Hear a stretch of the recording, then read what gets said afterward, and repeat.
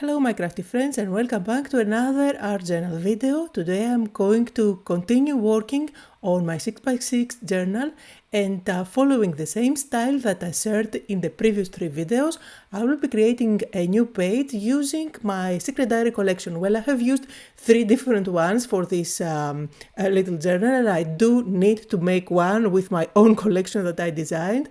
So I will follow again the same steps that I have been going through in the last videos, and let's make something new. Now in this journal the process is that first I use rice paper for the background. I did use scissors to cut out little pieces and put them together like a patchwork. I did use my fingers to tear off pieces and put them together again. For today I'm going to use my scissors and cut out long thin strips.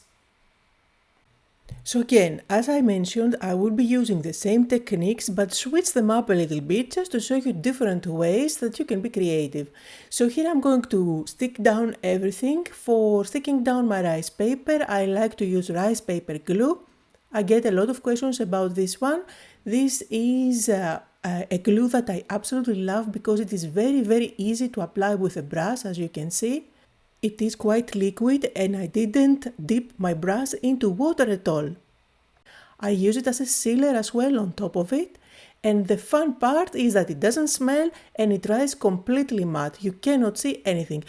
Now, as you stick your thin strips down, you can definitely leave gaps in between, as I did in some of them. You can overlap them if you like, it is completely up to you. And I'm also going to add some strips vertically. Don't try to cover up all the parts, leave some white space, it doesn't really matter, you will see that at the end it's going to come together beautifully. Now I did make sure that glue is completely dry and I'm going to move on to the next step where I use some white acrylic paint. I'm going to dilute that with water and with a brush I will apply some white acrylic paint over my background. I'm not going to overdo it. I want to make sure that this background looks more like a background and it's not too vibrant, but at the same time I'm not covering the designs, you can still see them. However, it is definitely paler now and when I stick my focal points on top, they are going to pop on top of that. Next step is stamping and I will be using this stamp set from my latest secret diary collection. I will use the little one with the numbers, this is a small calendar and I'm going to stamp all over the place. I do second generation stamping, I don't mind if I don't get the perfect impression as you can see. And I'm using permanent ink so that no matter what I do on top of that background, that stamping is not going to smudge or smear. I'm also going to bring one of those labels and add some of that stamping over the background. You will see that I'm not going to stamp with that all over the place. I kind of stamp like it is a cluster. So I'm mainly staying where I have already stamped previously with that calendar stamp, if you notice. I also like to overlap some of the stamping and again I'm not stamping the whole label, I just like to have little elements popping without having the perfect impression. That's what I'm doing here again at the bottom, not having the full label stamped there. Now I'm super happy with how the background looks at the moment. Let's add some stenciling. For the stenciling I do have a bag with all the stencils that I have designed throughout the years and I'm just trying to pick which one would match with my theme today. I decided to go with the Inspiration stencil. This is again from the Secret Diary collection. It has been very popular and I will go with volume paste, white volume paste. You can definitely go with different colors of paste if you like. I decided to go with white because I want the background to be quite subtle and I do have some black stamping already there. So the white is going to go nicely on top and it's not going to overwhelm the background. This stencil is definitely one of my favorites that I have designed. I love how fine the letters are and I think that it matches pretty much any project. Anyway, I will move on, leaving this page to dry and I will work on the focal points now. So again, I'm using the same Secret Diary collection and I will fuzzy cut the bird. If you want, you can put the effort and fuzzy cut the branch and the leaves as well. I'm not going to do that. And for the legs, you will notice that I make sure that I cut out around them, leaving some border just to make my life easier. So I am going to use this as my focal point, but I want to have a branch. You can definitely draw a branch if you want with your markers. You can use scissors and cut out a branch of your own from brown paper. I am going to use a branch from the forest collection, which I have used in my previous page, and I remember that there are some branches there that I can probably use on this project today. And by the way, you can see my storing process, so I like to have those bags where I keep everything from one collection together. And you see, this is where I was telling you about one of the branches that I can use. There is that long one, and there is this other one which is thicker, and I absolutely love how thick it is, so I will go with that one. Plus, there are some leaves that I can reuse from this collection to put together my branch with leaves, bigger leaves than the ones that are already there. So now that I have all the elements that I need, it's time to stick everything together. I'm using again my rice paper glue to stick all the cut out pieces down. This works for rice paper because it is very easy to spread, but it works for pattern papers as well, so you see I have no issues gluing everything down.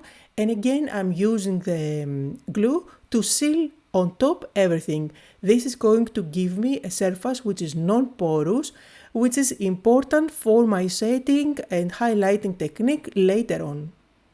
And you can see how I play with the leaves that I have on hand, trying to decide how this is going to look. Just audition them. Once it is nicely balanced, then you can go ahead and stick everything down for your composition.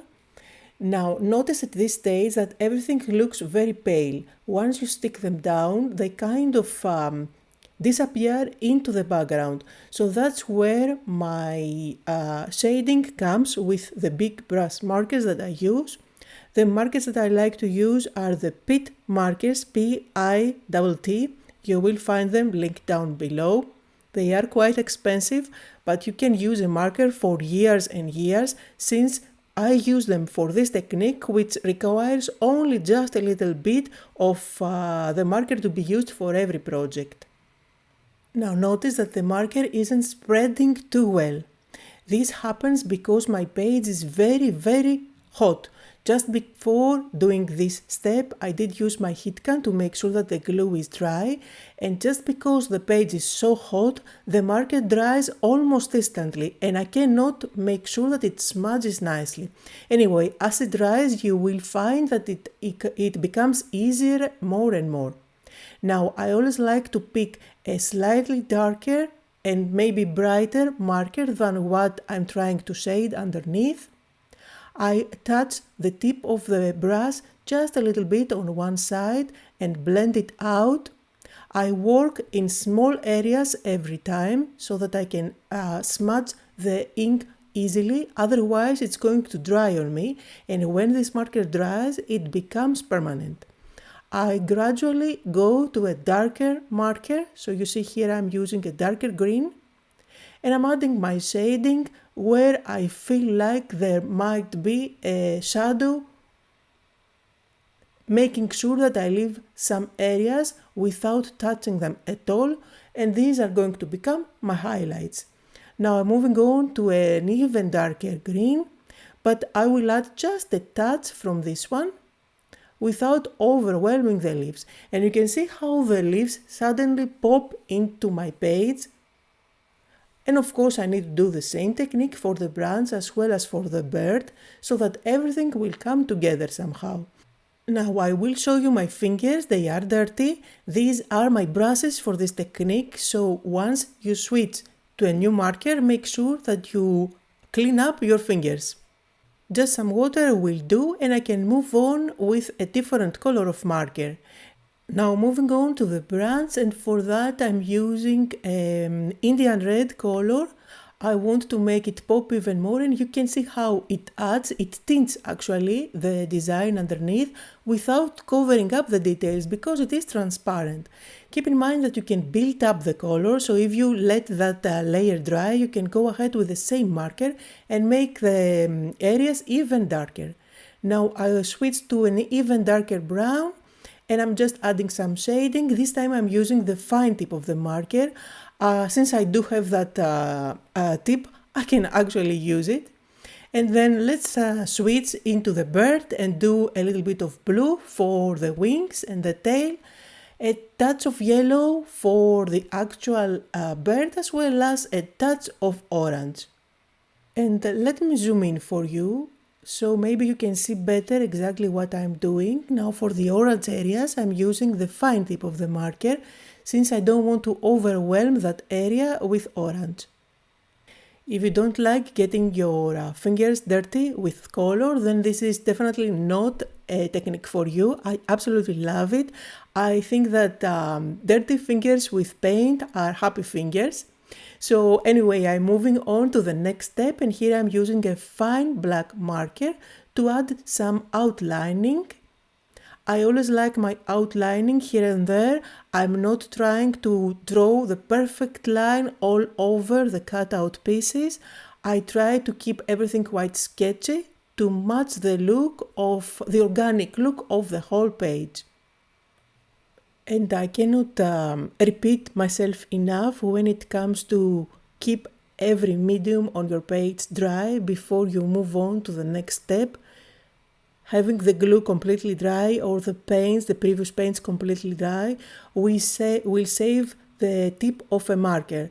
So for example here, if I touch something wet, the marker is going to be ruined. So just make sure that everything is completely dry, and then they will work just fine. Now let me talk a little bit about my jelly rolls. So for the white highlights, I like to use the jelly roll. I have a set with different numbers. The bigger the number, the thicker the gel roll, and I keep them usually next to me. You don't see it always on camera, but I do struggle with white gel pen just like everybody else. Not always work for me, but this is what I like to do. I like to warm up the tip on my finger, and you see it starts working back again. Now, sometimes I like to have a more prominent look, so I will switch to number 10, and you will see the white details are going to be more vibrant. But it really depends on what you want to do. I'm adding the highlights. Again, I get a lot of questions about the highlights and how, what my thought process is. I have to say that it is completely random, just adding here and there. I think that it adds to the whole whimsical look. Some people may want to think of a light source. I don't think of anything. I just add white lines here and there.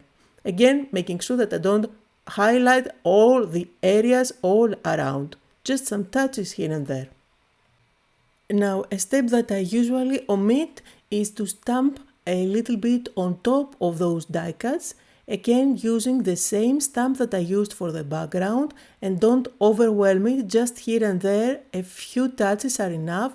Usually on my main focal point I don't stamp a lot, like the bird for example here. I will add just a little bit, you will see here, but not on his body, mainly on the darker areas. And let's move on to the quote for the day. I will use this page from the Secret Diary paper pad, and I designed this page specifically for our journals. You will find many quotes that can be used, and they are quite generic, so you will always find something useful there. For my page today, since I do have the bird and the leaves, I went with Nature Never Goes Out of Style. And I also like the fact that it is in a brown background that matches the branch on my page, and at the same time it's going to pop against the background. Again, I just lay them on top of my page without sticking them down first, just moving them around to decide where it looks more balanced, and I will stick them down with my rice paper glue. Finishing touches, and I'm just using my white gel pen to outline my quote, and I will also add some white splatters. Now for the white splatters you can definitely dilute acrylic paint with water. I like to use this little jar from Liquitex. This is calligraphy ink. It stays nice and vibrant. And I feel like since I do have those black stamping at the background, it would look nice if I added some black splatters as well. And I will show you how I do that and making sure that I kind of control where those splatters go. Since I do get a lot of questions about the splattering, so just a touch of black acrylic paint. I'm using water here to make sure that it is diluted. This is going to make it nice and runny. And again, I will use a very fine brush, as you can see. Very fine brush. I want to have the splatters being very fine and not big blobs, since I don't want to overwhelm my background with black. So I'm making sure that I have something covering up, a scrap piece of paper covering up the bird. I'm going to splatter first on the table and then on the project. This ensures that the big blobs fall outside of the paper. And you can see how easy it is for me to kind of control where those black splattering goes. And my page is ready. I'm super happy with the outcome. I hope you had fun and that you got inspired. Here are some close-up photos where you can see the details better. Don't forget to leave me a comment and like the video. It really motivates me to share even more. Thank you all so much for joining me today. Links to everything I use can be found down below, just like always, and I'll see you all next time.